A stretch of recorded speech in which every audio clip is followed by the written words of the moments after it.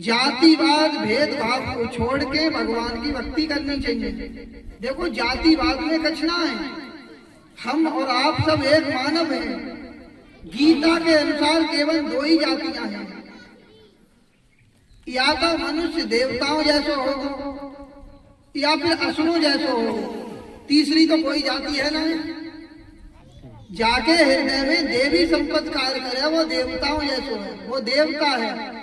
और जाके हृदय में आसुरी संपत्ति कार्य करे वो असुर है। माँ बाप को बड़े बूढ़े को सता हुआ उनकी सेवा ना कर लो, बाप बाप का कहेंगे, असुरी कहेंगे ना। आप अपने गांव में कोई भलो आदमी हो तो कहते हैं कि भाई आदमी का है, बिल्कुल देवता है। माताओं में कोई माताजी सरल हृदय सास ससुर की सेवा करती हैं, काऊ को अपशब्द ना कहती हैं और उनकी चर्चा होती है तो आप लोग कहते हैं कि वो तो साक्षात देवी है, कहता ना। तो सृष्टि में दो ही जाति हैं, या तो मनुष्य देवताओं जैसो है या फिर असुरों जैसो।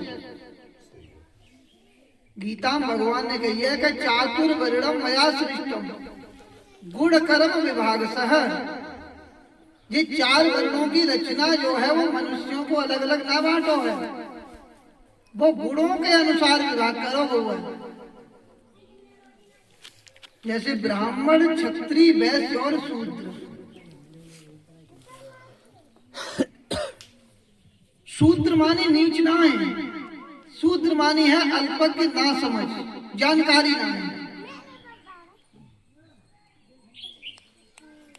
जैसे एक कॉलेज में बालक पढ़ता है तो प्राइमरी स्कूल है मान के चलो आप, और वहां में प्रथम क्लास में कोई बालक पढ़ रहा है तो वो नीच ना है, अल्पज्ञ है, ना समझ है। एक दिन वही बालक पढ़ के और बड़ो अधिकारी बन सकता है। ऐसे ही हम लोग मनुष्यों में भगवान ने जो चार वर्णों की रचना करी है वो योग्यता के अनुसार है। जैसे हम कही गई है कि जन्म ना जायते शूद्राहा, जन्मते सभी शूद्र हैं। संस्कारा ध्वजोच्यते, संस्कार है वो हमारा तो हम ध्वज है। वेदाध्यायी भवेति विप्रः और ब्रह्म जानेति ब्राह्मणः। शूद्र कब तक है व्यक्ति? जब तक वो कोई संत सतगुरु की शरण में ना गए, क्योंकि अल्पज्ञ है, ना समझ है। संत महात्माओं की सेवा करने में वाको लाज लग रही है। आश्रम पे पहुंचे तो जूते उतारने में लाज लग रही है वह बेचारे को। वो अल्पज्ञ है, ना समझ है, वो शूद्र है। क्योंकि जूता उतार देंगे बदनामी आ जाएगी। कहूँ महात्मा ने कह दी कि वो झाड़ू उठा के लगा दो पूरा पड़ो है तो बड़ी बदनामी लगाई। भीतर से गुस्सा है, जाओ बोलो महात्मा ने हमको झाड़ू लगाना कह दिया, हम इतने बड़े आदमी। वो कितनों बड़ो आदमी है, भले ही प्रधानमंत्री हो, फिर वो अल्पज्ञ और ना समझी है, वो शूद्र है।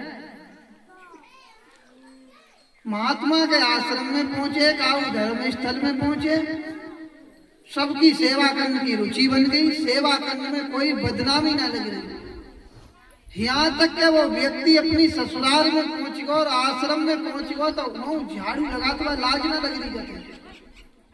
वो वैश्य श्रेणी को साधक है। क्योंकि बाने अपने मन को संयम कर लो, साधना वो सेवा को और सुमरन को धर्म को महत्व समझने लगे। क्षत्रिय बोला है कि वो एक गांव को कत्ल कर दे या पूरे देश पर विजय प्राप्त कर ले, बाबू क्षत्रिय ना कहा जा सकता, वो तो हत्यारा कहा जा सकता। अरे असली क्षत्रिय वो व्यक्ति है कि जाने अपने काम क्रोध लोभ को विकारों पर विजय प्राप्त कर ली, इंद्रियों को संयम कर लो। अरे अपने अंदर के शत्रु को तुम ना मार सके तो बाहर तुम कहाँ मारोगे? बाहर तो हत्या कर सकते हो, पाप कर सकते हो, और क्या करोगे? पहले जो भीतर शत्रु बैठो है क्रोध, पता ना आज ना कल पेड़ पे लटकावा होगा, खुदा में बोल रहा होगा पतवा। तो बात उन्होंने क्रोध को ना मारो और बाहर ब्रह्मांड में चल पड़े, लोभ को ना मारो, पता ना किन गरीब को सतवावे हो, किन की चोरी करवावे हो, किन की बेईमानी करवावे हो, किन की आत्माएं जो हैं वो बदुआ देंगी और सर्वनाश कर लेंगे, हम अपनों नरक चले जाएंगे। तो छत्री कहलाता कोई?